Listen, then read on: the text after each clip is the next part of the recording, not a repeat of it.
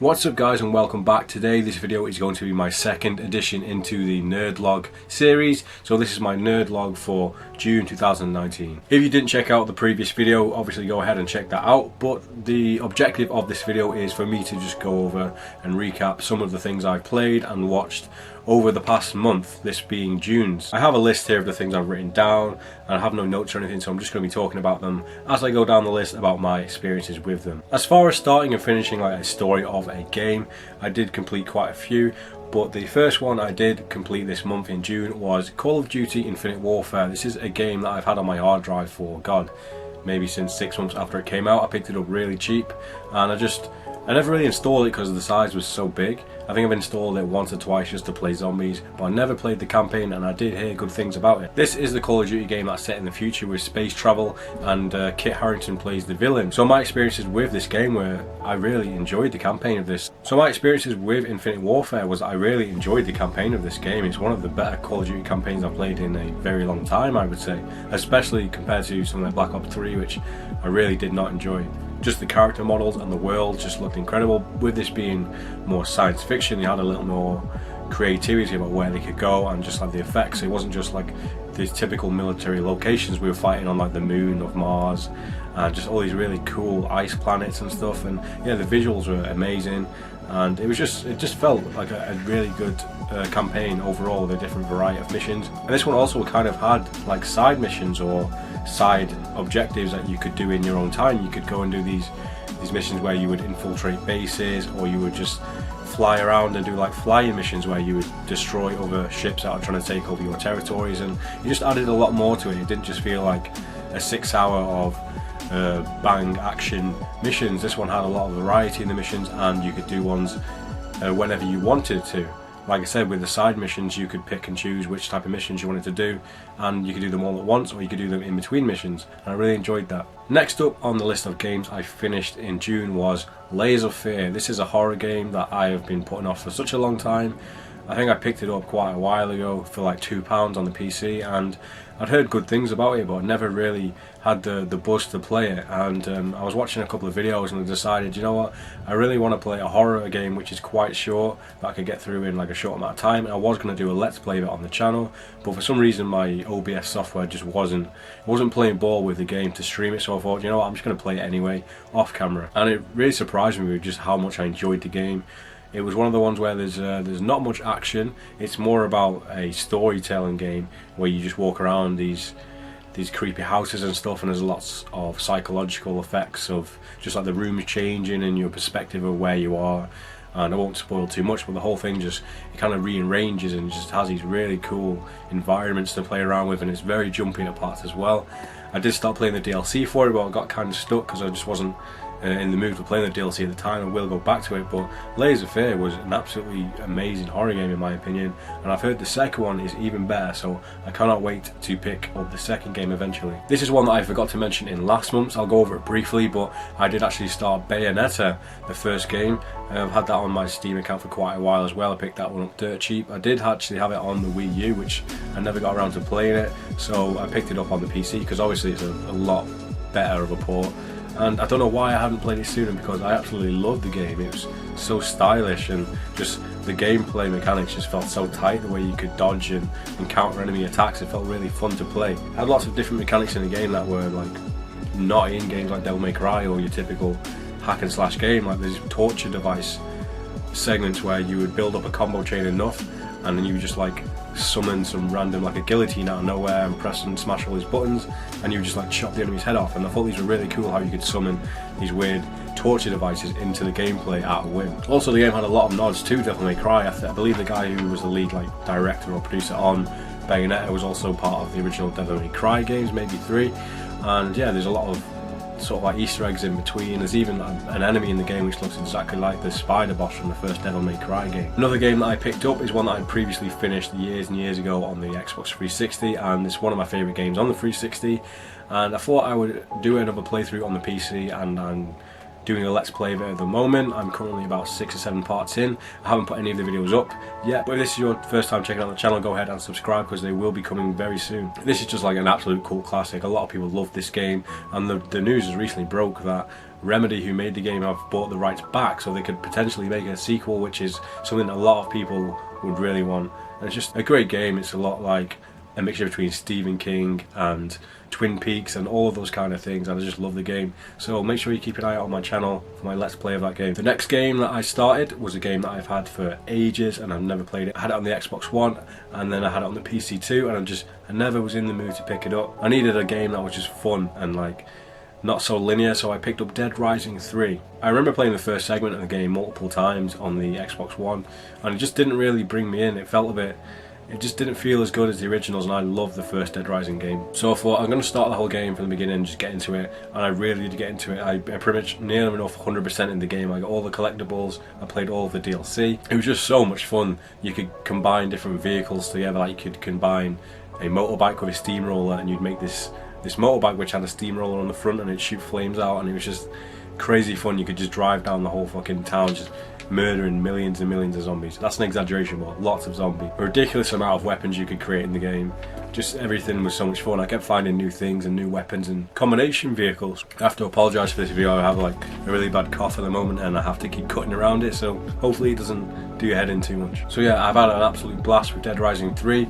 It would be really fun to play that co-op with someone as well, because just the carnage you get up to on your own is fun enough. I can only imagine like destroying a city with someone else. In my previous video I told you that I completed Mortal Kombat X, and I went on to another fighting game this month, which was the first Injustice game, because I really want to play the second one. So I completed the story on that game. I will say it felt a bit dated, just in the graphics and the gameplay. It felt a bit old gen. It felt like a 360 game, and at the start I couldn't really get into the story, but as the story progressed it did really interest me, with them making like Superman basically the main villain of this game. I suppose that's one of the only ways they could have done it, really, with him being so overpowered and powerful. But yeah, I finished that game. I really did enjoy it for what I got out of it, so I can't wait to start the second one, because it has a lot more cool characters to play as, such as the Swamp Thing.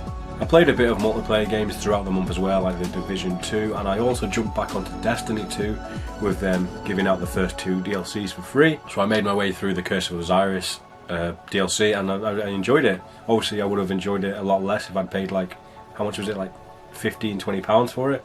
So getting it for free, I didn't really have any problems with it, and I'm looking forward to picking up the Forsaken and getting into the Shadowkeep DLC when that releases too. Now onto the TV series that I watched in June this month. Now the first one I picked up was Fear the Walking Dead Season 4 Part B, I guess, the last 8 episodes. I watched the first half of the season quite a long time ago, so it was kind of confusing for me to get back into it and remember just what was going on with certain characters. But I really enjoyed the second half of the season. It primarily took place in sort of like a storm, so it was very like heavy rain weather and just all the different circumstances that would come with that. With what they did in the first half of the season, I won't spoil it, but they really did bring Morgan into like the lead role in this half of the season, as well as the character of June, I believe. So I really did enjoy them like stepping up the platform to be the more pronounced characters in the show, and I just liked how the show went with the storm going, and every episode had a different intro section, which was really cool, with the storm going and then passing and then it becoming sunny again. So I really did like that. Overall there really wasn't that much going on. It wasn't really like a big main villain. It wasn't really heading towards anything, but I really did enjoy it overall, so I'm looking forward to picking up Season 5 and starting that within the next couple of weeks. Black Mirror Season 5 aired, and it took me quite a while to get around to watching it, but when I did, I loved pretty much all of the episodes in this season. Mainly the first 2 episodes. The first episode with the Striking Vipers one, which had the guy who plays Falcon from the MCU. Really loved that one. The concept was really weird and very thought-provoking, and just the whole way through you watching it, you're just trying to think of how it relates to like real life. There's a lot of different themes. It's a deep episode, really. But like the main thing is like, where is the line crossed within like infidelity in relationships and all kinds of things like that. But it was just a very interesting episode, like most Black Mirror episodes are. Really loved that one. And the second episode, I was on the edge of my seat for the whole thing. It was about an Uber driver who sort of kidnaps a young lad, and it's about the situation surrounding why he's doing it and the police trying to stop things from happening. So that was a really good episode. Like I said, I was on the edge of my seat. The third one I did enjoy. I didn't enjoy it as much as the other 2. I just didn't think it was as deep. The one with Miley Cyrus and a little robot which has her sort of personification inside of it. Overall it was a really good episode though. I did enjoy it. It just wasn't as good as the other 2 in my opinion. And the fact that they had a 9 Inch Nails cover at the end of it was a really cool part for me too. I really liked that bit. We did get Bandersnatch early in the year, or last year, I can't remember, so You can't really fault it for having less episodes this season, but I really wish we could have had at least one more. Okay, Love, Death and Robots, I think that's what it's called. I get the name mixed up every time. That is the anthology sci-fi like animated series that is on Netflix. There's 18 episodes. I believe each one is directed and all the animation is done by different people, and they're all just different short stories. Some of them are 10 minutes, some of them are 15, some of them are even shorter. But for the most part, I enjoyed, like, I'd say a good 15 of them. A few of them were a bit hit and miss, but a lot of them were really great. I'm trying to remember the titles of them. There was one that was like a shapeshifter one with like a werewolf, which is really cool. The very first one was sort of like a fight club for monsters, which is awesome too. I'm struggling to think of which ones because there's 18 episodes now, but yeah, if you've not checked it out, it's on Netflix. 18 episodes, you can get through it very quickly because they are very short, and I believe it's being renewed for season 2, so I can't wait to see what they do next. And even some of them I wish were either full features or they get like a sequel in the future, because some of them had such good concepts.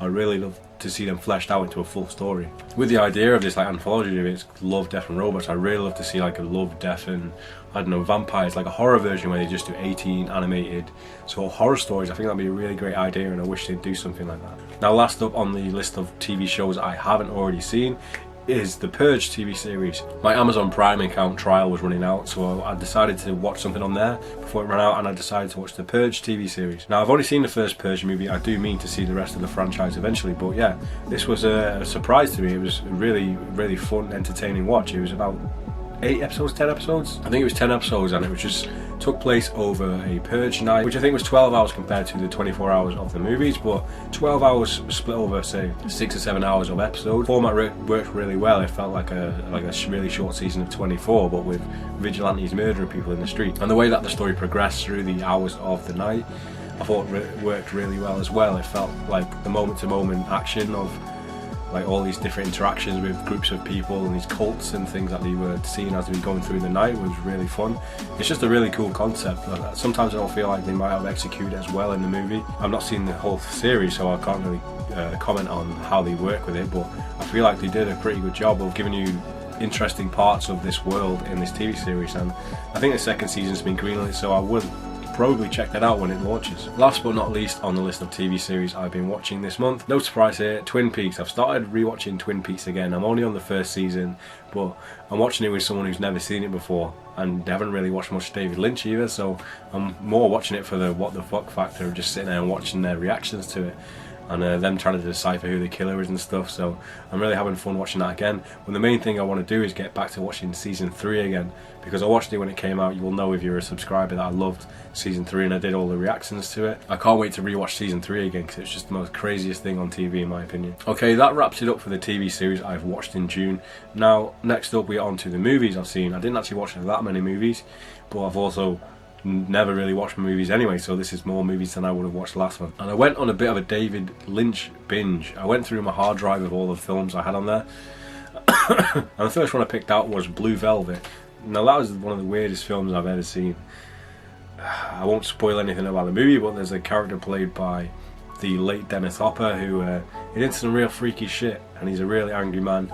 This features Laura Dern and Kyle MacLachlan from Twin Peaks, and they have like a really good chemistry between them. It's more like a murder mystery, and yeah, Blue Velvet, I really loved that. I think that was my first David Lynch movie that I've actually watched from beginning to end and paid attention to for such a long time. Following on with the David Lynch trend, I actually watched Eraserhead for the first time. Now I've heard so many crazy things about Eraserhead and how Twin Peaks episode 8 season 3 was definitely like influenced by it. I'd seen obviously a few images and bits and pieces over the years, but I'd never watched it all the way through and knew what it was about, and I still don't know what it's about after watching it really. But it was just a really crazy piece of cinema from 1977 or whenever it came out. It must have been, well, one, confusing for people. I bet a lot of people hated it, but at the same time it was very like revolutionary for just the different ideas and concepts and dream-like surrealness that it brought. And yeah, the guy who plays the main character in it plays the old dude from Twin Peaks who has the fish in the percolator, and I did not know that at all. I don't know how he looks like he aged so much in like 10 years. It must have been just the moustache and the hair, but I did not know that at all. I watched Blair Witch 2, The Book of Shadows, which has no reason for the title Book of Shadows, and Blair Witch 3 again, and the second one does not really hold up. It never really held up in the first place, but I always thought it was really creepy. So yeah, I watched it again, and yeah, the second one's the second one, and the third one. I watched the third one for the second time, and I do think that's quite a really like a good horror for what they could work with. They really brought the elements from the first one into the 21st century with the drones and the higher quality cameras, and I love the way that they mixed in the person with the old camera as well to give us that like gritty, shitty old handycam footage like we got in the original movie. I rewatched a film I've not seen in a long time, and I never really remembered much of it in the first place, and I wanted to watch this because I want to catch up on the series, and that is The Conjuring. I watched this pretty late at night, and I'm not gonna lie, it was pretty damn scary. I remember watching it and being scared the first time, and this time I think it was even scarier because I was in like a really like empty house. Basically it was a very like quiet house, and the jump scares got me pretty much every time. And it's a great horror movie, to be honest. I wouldn't be surprised if people aren't talking about that one in like 10 years time. It gets a bit of hate for the way it's just pasted in with all of the different horror movies that came out at that time, like Insidious and The Purge and Sinister and all them. I think that one is definitely a step above those in terms of quality and just the scare. Last but not least, I might do a full review on this, I'm still undecided, but I did actually watch Spider-Man Far From Home at the midnight showing, and I enjoyed the hell out of that movie. I will say the first half felt a little bit like kiddie, like it was aimed at children, which is a Spider-Man film, so what can you do with that? But the villain was great, the special effects are great. There was a couple of segments towards the end of the movie which were like very cool, like animated CGI fight scenes, and they were like incredible. I really loved those, and the post-credit scene had me pretty hyped for a certain cameo. So this has been my nerd log for June 2019. I hope you've made it through my sneezing and coughing fit through the whole thing. Hopefully you won't see any of that because I've cut around it. So that's all I've watched and played in June 2019. It's been a pretty good month of progress. I am playing and starting a lot of new things as well for next month, which I'll go into in the next nerd log. So let me know your thoughts down below on any of the things I've spoken about today in this video. Let me know if you're doing your own sort of nerd log, if you're watching or what you're playing or what you're planning on getting through this month. So I guess I'll see you with the next nerd log in August for July's rundown. So thank you all for watching, and I'll see you guys next time.